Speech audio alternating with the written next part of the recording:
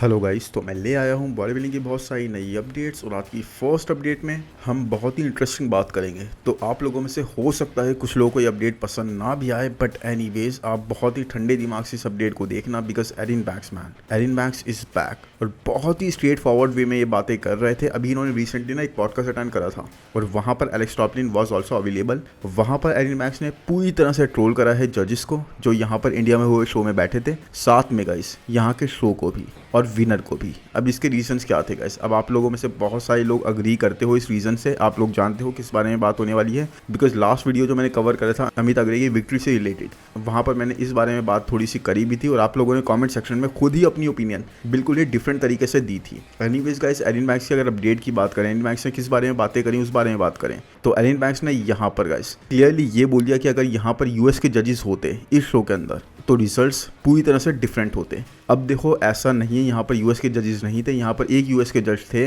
लेकिन उन्होंने विनर पता है किसे बनाया था? एलेक्स टॉपलिन को बनाया था। उनके according Alex Toplin was winning the show. और यही बात एरिन बैक्स ने यहाँ पर करी इस पॉडकास्ट के अंदर कि अगर भाई ऐसे यहाँ पर जजेस होते ना, रेपुटेबल जजेस होते, यूएस के जजेस होते, तो रिजल्ट्स कुछ और ही होते। और इन्होंने तो साफ ये भी बोल दिया कि अगर आपको पता लग जाए कि यूएस के जजेस कहीं पर नहीं है तो वहाँ पर कम्पीट करने मत जाओ, अपनी रेपुटेशन खराब मत करो। बिकॉज आपने लास्ट शो में जो कम्पीट करा था एलेक्स टॉपलिन से, उन्होंने ये बोला कि जहाँ पर लास्ट शो में आपने कम्पीट करा था उससे बेटर आए थे आप यहाँ पर, और लास्ट शो आप जीते थे, समझ लो, ऐसी अच्छी फिजिक्स और आके, तो उसके बाद उससे बेटर आप यहाँ पर आए। और यहाँ पर क्या होता है, यहाँ पर आप शो हार जाते हो। किससे? यहाँ पर आप शो हारते हो उस एथलीट से जिसकी वेस्ट 36 इंचेस की है। ये एरिन के वर्ड्स से गाइस, क्लियरली वर्ड्स से, ये मैं अपने आप से नहीं बोल रहा हूँ, उन्होंने क्लियरली इस चीज़ के बारे में बात करी। और टोटली मैं अग्री करता हूँ इस चीज़ से कि देखो 36 इंचेस की वेस्ट, अब मैं ये नहीं बोलूँगा, बट जिस तरह से एरिन की अपडेट्स हम देखते हैं ना प्रेप के टाइम पर, या फिर कॉरी मोरिस की, या फिर सारे ही एथलीट्स की, कितनी स्मॉलर वेस्ट वो कर लेते हैं, क्या शोल्डर टू वेस्ट रेशियो का इल्यूजन वो क्रिएट कर देते हैं, क्या वी शेप, क्या एक्सट्रीम वो कैरी करते हुए दिखते हैं। तो यहाँ पर अमित अग्रे के साथ हमें वो चीज़ तो नहीं दिखी, आप खुद इस चीज़ पे बिलीव करोगे, वो टेपर हमें नहीं दिखा, वेस्ट काफ़ी वाइडर साइड पर थी। और डेफिनेटली एलेक्स टॉपलिन यहाँ पर बेटर लग रहे थे मुझे in terms of my opinion. अब आपकी ओपिनियन कुछ डिफरेंट हो सकती है,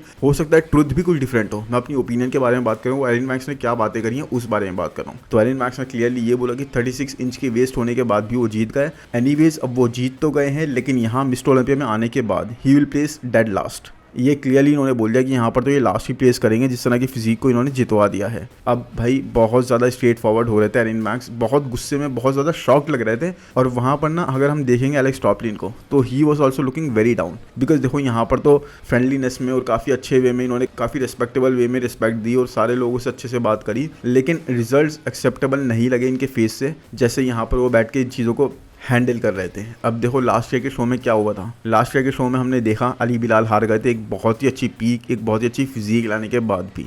यहाँ पर इस साल हमने क्या देखा, एलेक्स टॉपलिन बहुत अच्छी फिजिक लाए, बहुत अच्छा टेपर लाए, बैक में तो इनका मुकाबला ही नहीं था। जिस तरह की बैक ये दिखा रहे थे भाई, इंक्रेडिबल लेवल की बैक की थिकनेस और डेंसिटी शो कर रहे थे एक टेपर के साथ, वो मसल मास ही कैरी कर रहे थे, वो फ्रेम वो कैरी कर रहे थे। लेकिन वही है, अब रिजल्ट्स आप लोगों के सामने हैं। साथ में यहाँ पर एरिन बैक्स ने ये तक बोला कि जिस तरह से टोनियो के साथ हुआ ना आर्नोल्ड क्लासिक ब्राज़ील में, उसी तरह से इंडिया के शो में तुम्हारे साथ हुआ है। उन्होंने इन दोनों चीज़ों को कंपेयर कर दिया। अब आप इस चीज़ को कैसे समझोगे? इस चीज़ को समझने का यही तरीका है कि देखो, Tonio Burton was on peak, Tonio Burton was better, Tonio Burton proper condition थे आर्नोल्ड ब्राज़ील में, राफेल बैंडो सॉफ्टर आए थे। देखो वो हैवी फेवरेट थे वहाँ के, क्योंकि वहीं के थे, ब्राज़ील का शो था, ब्राज़ील में ही थे, हैवी फेवरेट थे। लेकिन कंडीशन के मामले में, सॉफ्टनेस के मामले में, सेपरेशन के मामले में राफेल बैंडो काफ़ी ज़्यादा लैक कर रहे थे। इस बारे में बाद में कंट्रोवर्सी भी हुई इस चीज़ से रिलेटेड, लेकिन वही है। लेकिन विनर कौन बना? Rafael Brandao. तो यहाँ पर भी क्या हुआ, यहाँ पर भी Alex Toplin was on peak, better physique के साथ थे, अनिक घोष भी बहुत अच्छी फिजिक के साथ थे। लेकिन वही है, देखो आपके सामने है गाइस, वो एक्स शेप पर वो वी शेप नहीं दिखा, लेकिन रिजल्ट्स आपके सामने गाइस। तो वही है, इन्होंने इन दोनों चीज़ों को कंपेयर कर दिया और ये साफ बोला कि भाई जजेस अगर ऐसे ना हो ना तो कम्पीट करने जाओ ही मत, नहीं तो आप जीतोगे ही नहीं, आपके चांसेस ही नहीं। आप अच्छी फिजिक लेकर आए उसके बाद भी हार गए, तो ये चीज़ तो बिल्कुल ही अनएक्सेप्टेबल है। और ये बहुत ज़्यादा ना काफ़ी इस चीज़ से मूड लग रहे थे, मतलब he was like talking like crazy. अगर आप उस पॉडकास्ट को सुनोगे तो ऐसे कई सारे कमेंट्स इन्होंने पास करे जो कि आप शायद आई बिलीव अग्री करोगे। अगर एक्चुअल बॉडी बिल्डिंग लवर हो तो, अब मैं हर चीज़ को कवर नहीं कर पाया, बट हाँ ये मेन चीज़ें थी, ये मेन पॉइंट्स है जिनके बारे में बात करना चाहता था और मैंने आप लोगों के सामने रखा। अब आप अपनी ओपिनियन मुझे कमेंट सेक्शन में ज़रूर बताओ कि आपको क्या लगता है एरिन बैक्स की इन बातों के बारे में, क्या इनमें सच्चाई है, क्या आप लोग अग्री करते हो, या फिर ये बहुत ही डिसरिस्पेक्टफुल है किसी भी विनर के बारे में बातें करना। एनीवेज, अब इसके बाद चलते हैं गाइस नेक्स्ट अपडेट पर, जो कि है डेरेक लंसफोर्ड की। And Derek is looking crazy in the beginning of prep. अब यहाँ पर क्रेजी गाइस मैं एक ही वे में बोल रहा हूँ, और वो किस वे में बोल रहा हूँ, I mean shape wise guys, yes, not in terms of muscle mass, not in terms of conditioning, not in terms of separation, नहीं, मैं सिर्फ शेप एस्थेटिक्स के बेस पे बोल रहा हूँ कि ये क्रेजी लग रहा है यहाँ पर। हाँ, कॉर्ड्स में डेफिनेटली साइज ऐड करा गया है, quads definitely are looking bigger, but वही है, प्रेप अभी स्टार्ट हुई है, नेक्स्ट 15-16 वीक्स में इनकी कॉर्ड्स कितना ज़्यादा साइज लूज कर देंगी वो तो आप लोगों को दिख ही जाएगा, बिकॉज लास्ट ईयर हमने देखा था ये साइज बहुत अच्छा कैरी कर रहे थे कॉर्ड्स में उस टाइम पर भी, लेकिन मिस्टर ओलंपिक के स्टेज पर आते आते इनका साइज काफ़ी ज़्यादा ही लूज कर चुके थे, वहाँ पर हार्डी और सैमसन इनकी कॉर्ड्स कंपेरेबल नहीं थी। एनीवेज देखो, शेप की बात करें और कंडीशनिंग की बात करें तो दोनों ही अलग अलग चीज़ें हैं। डायरेक्ट के मामले में शेप में बहुत ही इंसेन लग रहे हैं, लेकिन कंडीशन भी ऐसा नहीं है बहुत ही ज़्यादा ऑफ लग रहे हो। 17 वीक्स आउट के हिसाब से I think he will manage, बहुत इजीली मैनेज कर देंगे, एक बहुत अच्छे कोच इनकी साइड में है, लेकिन उन सब चीज़ों के होते हुए भी upper body is showing no sign of details. आप खुद देख लो, यहाँ भी हेटर नहीं हो भाई डायरेक्ट का, और मुझे पता है बहुत सारे लोग हैं जो डायरेक्ट के लवर हैं, वो बिल्कुल पसंद नहीं करते डायरेक्ट के बारे में कोई कुछ भी बात बोल जाए। इसी तरह वो लोग पसंद नहीं करते थे बिग रैमी के बारे में कोई कुछ बात बोल जाए, और इसी तरह जब हार्डी चैंपियन थे वो उनके बारे में भी बात सुनना कुछ पसंद ही नहीं करते थे। बट एनीवेज गाइस, मेरा इस चैनल को चलाते हुए एक रिस्पॉन्सिबिलिटी बनती है अपनी ओपिनियन बिल्कुल ही अनबायस्ड वे में देने का, और एक्चुअल में जो आई बिलीव, जिस चीज़ में मैं बिलीव करता हूँ उस बारे में बात करने का, और मैं उस चीज़ को उसी तरीके से करूँगा गाइस। और कई सारे नए व्यूअर्स भी होते हैं चैनल पर, उनके लिए भी मेरी ड्यूटी बनती है कि उनको मैं इसी तरह से एक्सप्लेन करूं, बिल्कुल ही पूरी तरीके से उनको हर चीज़ समझाई जाए, हर चीज़ बताई जाए, जो भी अपडेट्स चल रही है बॉडी बिल्डिंग इंडस्ट्री में। तो कई चीज़ें आपको ऐसा लगता है कि ये चीज़ मैं पहले बात कर चुका हूं, लेकिन रीज़न यही है कि जिस तरह से आप लोग इस बारे में आप जानते हो वीडियो को देखने के बाद, इसी तरह से कई नए व्यूअर्स होते हैं, उनको भी इस चीज़ को जानना ज़रूरी है, और मेरी ड्यूटी बनती है उनको ये सब बताना। एनीवेज गाइस, इन सब चीज़ों के बाद भी डायरेक्ट को मैं यही बोलूँगा, he is not too far, he is not too close. मतलब 17 वीक्स आउट के हिसाब से ये पॉइंट बिल्कुल सही है। यहाँ से अगर ये किसी तरह से अपनी फिजिक में कंडीशन ला सकते हैं गाइस, तो it is going to be really good for him, it is going to be really beneficial for him, because shape में एस्थेटिक्स में he is looking really good. लेकिन वही है गाइस, इस साल अगर हम इनकी इंप्रूवमेंट्स की बात करें तो इतनी ज़्यादा नहीं दिख रही डायरेक्ट की इंप्रूवमेंट्स। अब क्यों नहीं दिख रही गाइस? बिकॉज साइज के मामले में हैनी ने इनको इतना ज़्यादा पुश नहीं करा। अब ऐसा क्यों गाइस? बिकॉज देखो, हैनी is a very reputable coach, very knowledgeable coach, very experience coach, वो किसी की भी फिजिक को रीड करना जानते हैं, और इसीलिए आई बिलीव वो जानते हैं कि अगर इस साल हमने डायरेक्ट को और ज़्यादा पुश करा in terms of adding muscle mass, तो हो सकता है इनकी वेस्ट सैक्रिफाइस हो जाए। अब देखो, डायरेक्ट की सुपर पावर है क्या? दो चीज़ें हैं, एक तो इनकी बैक और दूसरा उनकी वेस्ट, उनका शेप, उनके एस्थेटिक्स। तो वही है, क्या डायरेक्ट की सुपर पावर उनकी कंडीशन है? नहीं। क्या डायरेक्ट की सुपर पावर उनकी मसल मैच्योरिटी है? नहीं। क्या डायरेक्ट की सुपर पावर उनका मसल साइज है, जिस तरह का वो साइज कैरी करते हैं? नहीं गाइस। तो आप जानते हो सेपरेशन भी वो सुपर पावर नहीं है। सुपर पावर है क्या? आपकी बैक और आपका शेप। और अगर आपने अपने साइज में इंप्रूवमेंट्स नहीं करी है और उसके बाद अपने शेप को भी आप थोड़ा सा खराब कर दोगे, तो वो चीज़ आपको बिल्कुल ही ऑफ ले जाएगी। आपके जीतने के चांसेस बहुत ही डिमिनिश हो जाएंगे, स्पेशली उस टाइम पर जब बाकी सारे कंपेटिटर्स आपके जो टॉप के कंपेटिटर्स हैं बहुत ज़्यादा इंप्रूव करके आ रहे हैं। अब देखो, इस साल हार्डी ने जिस लेवल की इंप्रूवमेंट्स करी है ना, no one was expecting that. मतलब इतने साल से वो कंपीट करते आ रहे हैं, उसके बाद भी उनकी इंप्रूवमेंट्स का ग्राफ पूरा टॉप पे गया है, जैसे शेयर मार्केट में जाता है ना, वैसे उन्होंने अपने लेग्स को नेक्स्ट लेवल ब्रिंग अप कर लिया है, अपनी बैक को नेक्स्ट लेवल ब्रिंग अप कर लिया है, वैक्यूम बहुत अच्छे से हिट कर रहे हैं, साथ में कंडीशन, मसल मैच्योरिटी आप जानते हैं उनकी ऑलरेडी है, मसल मास और ज़्यादा उन्होंने ऐड कर ली है। तो Hardy is looking crazy. Samson देखो इस वक्त काम कर रहे हैं काफ़ी ज़्यादा, उनकी अपडेट में मैं कवर करूंगा, बट बैक को उन्होंने काफ़ी ब्रिंग अप कर लिया है, मसल मास काफ़ी ऐड कर ली है। निक के साथ भी यही है, साइज उन्होंने काफ़ी अच्छा ऐड कर लिया है, कंडीशन हमेशा वो आते हैं अपनी सुपर पावर को लेकर। साथ में एंड्रू जैक्ट, उनके बारे में तो मैन कोई नहीं जानता वो किस तरह का पैकेज लाएंगे। टेक्सास प्रो में बिल्कुल धमाका करने को रेडी है वो। इस तरह से अपनी फिजिक को उन्होंने इंप्रूव करना जारी रखा है। एनीवेज गाइस, इसीलिए डायरेक्ट के लिए चांसेस आर वेरी लेस मेरे हिसाब से। इस साल कोई गुंजाइश नहीं है गलती करने की। अगर सेपरेशन कंडीशन उस लेवल की ही आई जो लास्ट ईयर की थी, तो जजेस वांट इंप्रूवमेंट। अब देखो, लास्ट टू लास्ट ईयर जब पहली बार डायरेक्ट ने डेब्यू करा था, तो उसके कंपैरेटिवली लास्ट ईयर डायरेक्ट ने इंप्रूवमेंट्स दिखाई थी in terms of muscle mass, और यही चीज जजेस ने देखी थी। बट जजेस चाहते हैं इंप्रूवमेंट्स देखना गाइस, और इसीलिए मुझे इस बार लगता है डायरेक्ट के साथ चांसेस उस तरह से स्ट्रांग नहीं है, बिकॉज साइज के मामले में ऐसी कोई इंप्रूवमेंट्स नहीं दिख रही। लेग्स में लग रहा है, लेकिन वही है गाइस, लेग्स का आप देखते हो साइज काफी लूज कर देते हैं प्रेप के टाइम पे। अगर इन्होंने लूज नहीं करा तो वो अच्छी बात है, बट अगर कर दिया तो आप समझ जाओ क्या रिजल्ट्स हो सकते हैं। एनीवेज, आप बताओ मेरी इस ओपिनियन के बारे में आपको क्या लगता है, कमेंट सेक्शन में ज़रूर बताना। एनीवेज, अब चलते हैं नेक्स्ट अपडेट पे गाइस, जो कि है निक वॉकर की। और निक वॉकर को people were doubting him guys. New York pro की विक्ट्री के बाद लोगों ने इन पे काफ़ी डाउट करा। उसके बाद पिट्सबर्ग प्रो जब इन्होंने गेस्ट पोजिंग करी थी स्टार्टिंग में, वहाँ पर भी काफ़ी डाउट हुए, लेकिन निक ने अभी तक तो लोगों को गलत ही प्रूव करा है। जजेस wanted him to fix his waistline. जजेस चाहते थे कि अपनी वेस्ट लाइन को ये फिक्स करके आए और अपनी कॉर्ड्स को इंप्रूव करके आए। अब देखो, कॉर्ड्स को टाइलर मीनिया के अकॉर्डिंग इन्होंने इंप्रूव करा है, बट वेस्ट भी इनकी इंक्रीज हो गई साइज में, इसीलिए वो एक्सट्रीम नहीं लगा, वो वी टेपर नहीं लगा। लेकिन उसके बाद गाइस निक ने ये अपडेट पोस्ट करी, एंड यहाँ पर Nick is looking lights out man. He is looking really good. Waist tinier लग रही है, वेस्ट को इन्होंने टाइट रखा हुआ है। अब देखो ये पिक का मामला है इसलिए ऐसा लग रहा है, बट जो भी हो, पता है बहुत सारे लोग ये कह रहे हैं कि न्यूयॉर्क प्रो में कुछ गड़बड़ हुई थी, कुछ इनके स्टमक के साथ इशू था जो इस तरह से कंट्रोल नहीं कर पाए थे, या इतनी ज्यादा वाइडर साइड पे लगी थी, या फिर इनडाइजेशन का इशू था, क्योंकि यहाँ पर आप देखकर ये चीज बिल्कुल नहीं बोलोगे इनके बारे में। अब देखो मैट और निक दोनों ही बहुत ज्यादा एम्बिशियस हैं, दोनों ही बहुत ज्यादा चाहते हैं इंप्रूव करना, खुद को आगे बढ़ाना, और इसीलिए मुझे लगता है जो भी फीडबैक इनको मिला है ना, क्योंकि फीडबैक काफी क्लियर मिला है जजेस से,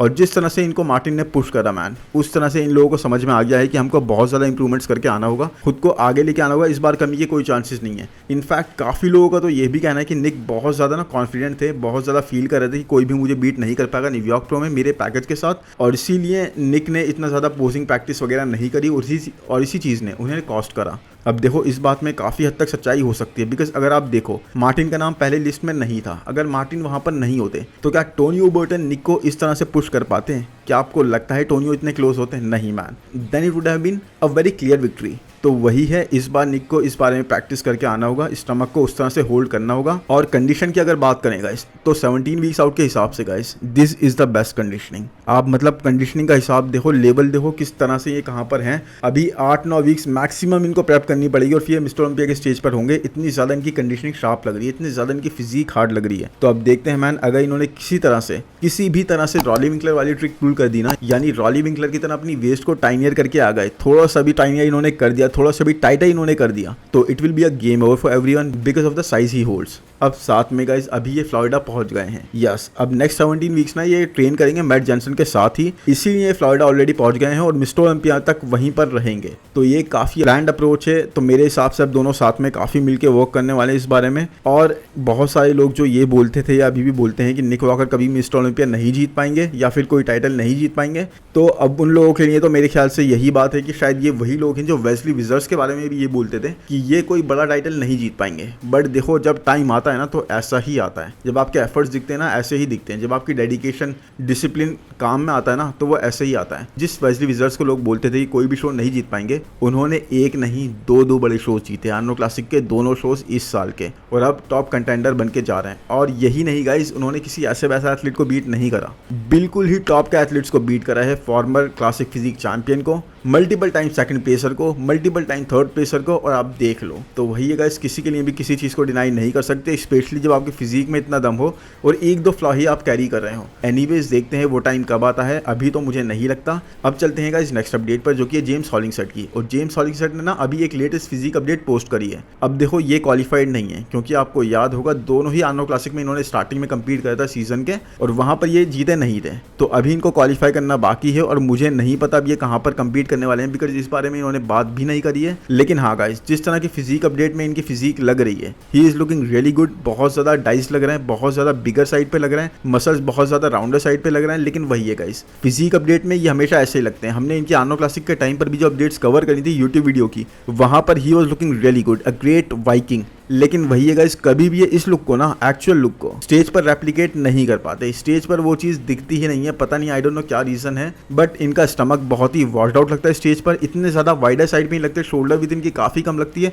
अब देखो शोल्डर विथ के मामले में ना he is not very wide, तो वही है। लेकिन फिर भी अपडेट्स के अंदर वो यूट्यूब वीडियो में काफी वाइड साइड पे लगते हैं कंपेयर टू द स्टेज पर उस तरह से नहीं लगते। अब आई डोंट नो क्या करते हैं, क्या ऑफ सीजन लेने वाले हैं या फिर कंपीट करेंगे इस साल किसी शो में, लेकिन इनको बहुत अच्छे से सोच के डिसाइड करना पड़ेगा, बिकॉज अब इतनी ज़्यादा अपॉर्चुनिटीज़ बचती नहीं है। और हर एक शो में गाइस बहुत बड़े बड़े एथलीट्स कंपीट कर रहे हैं, 2-2, 3-3 एथलीट्स, जहाँ पर इनको 100% ही आना होगा, तभी ये कहीं क्वालिफाई हो सकते हैं, नहीं तो it is going to be really bad for him. But improvements are there. अब इनकी फिजिक देख के बहुत ज़्यादा इंप्रेस हो रहे होंगे, because physique is looking really good. Anyways अब चलते हैं गाइस नेक्स्ट अपडेट पे, जो कि है चार्ल्स ग्रिफिन की। और चार्ल्स ग्रिफिन भी इस साल गाइस रीगन ग्राइम्स की तरह एक पूरा ऑफ ईयर ले रहे हैं। अब वो ऐसा क्यों कर रहा है, बिकॉज देखो लास्ट ईयर आपको याद होगा एक पैक्ट ईयर के साथ भी चार्ल्स ग्रिफिन ने लीजन स्पोर्ट्स फेस्ट जीत लिया था।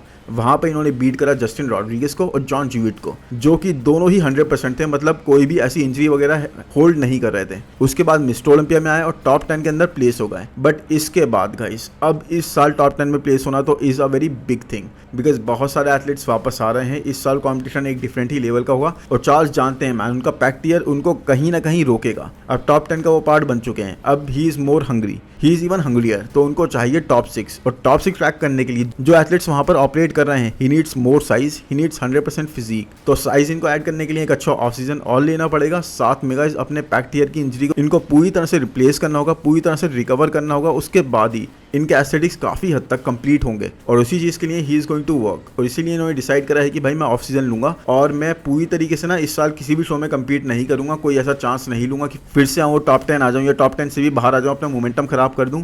तो I believe it's a really good approach. इन्होंने काफ़ी सोच के डिसीजन लिया है और मेरे हिसाब से इनको यही करना चाहिए, बिकॉज वही अपने मोमेंटम को क्यों खराब करना। आप टॉप 10 में आ चुके हो, अब ऊपर ही देखना चाहिए आपको, नीचे नहीं। एनीवेज आप बताओ आपको अपडेट कैसी लगी और आपको क्या लगता है चार्ल्स ग्रिफिन का सही डिसीजन है ये ऑफ ईयर लेना, या फिर उनको कम्पीट करके क्वालिफाई होना चाहिए था और इस साल भी मिस्टर ओलंपिया के स्टेज पर जरूर आना चाहिए था। एनीवेज गाइज अब चलते हैं हमारी आज की लास्ट अपडेट पर, जो कि है हसन मुस्तफ़ा की। और हसन मुस्तफ़ा की ये अपडेट गाइज कवर करना बहुत ज़्यादा ना ज़रूरी हो गया था हम लोगों के लिए। अब पता है क्यों? Because even though Toronto pro में काफ़ी बुरी तरह से हारे, वहाँ पर इनकी 6th प्लेस आई, बट उसके बाद भी लोग पता है क्या बोल रहे हैं कि 6th प्लेस इनको एक रिवॉर्ड करी गई थी, he was not deserving. Yes, अब मैं भी काफ़ी हद तक इस बात से अग्री करता हूँ, क्योंकि जिस तरह की वो कंडीशनिंग लाए थे ना गैस पोजिंग वाली, उससे तो लग नहीं रहता कि 6th भी आ पाएंगे। एनीवेज उसके बाद भी गाइस इस बात को कोई डिनाई नहीं कर सकता, जिस तरह के gigantic muscles he carries, I mean he is looking like a tank. इनको निकनेम जो टैंक का दिया गया है वो ऐसे ही नहीं दिया गया, एक्चुअल में he carries the muscles of this amount. आप देखो how big he is looking, how gigantic he is looking.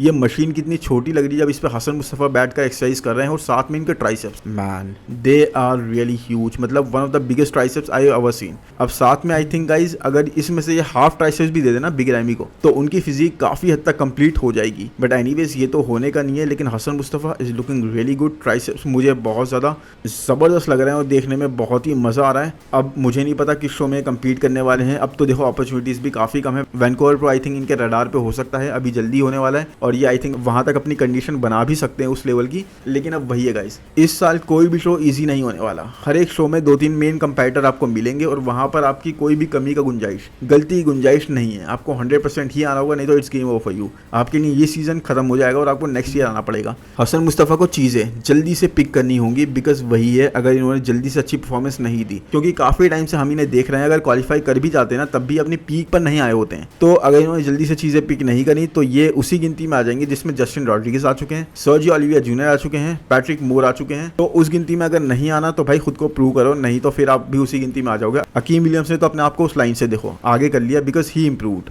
उन्होंने सरप्राइजिंग वे में खुद की इंप्रूवमेंट शो करी, अपने पैकेज में इंप्रूवमेंट शो करी, एक कोच चेंज करे। अब यही हसन मुस्तफ़ा को करना होगा। एनीवेज गाइस आई होप आज का वीडियो आपको पसंद आया होगा। पसंद आया तो यार प्लीज़ जल्दी से लाइक कर दो, लाइक्स का मीटर बढ़ाओ, और कमेंट सेक्शन में ज़रूर बताओ वीडियो आपको कैसा लगा। चैनल को सब्सक्राइब कर दो, नोटिफिकेशन बेल को दबा दो, और अब मिलते हैं नेक्स्ट वीडियो में। Thank you, bye bye.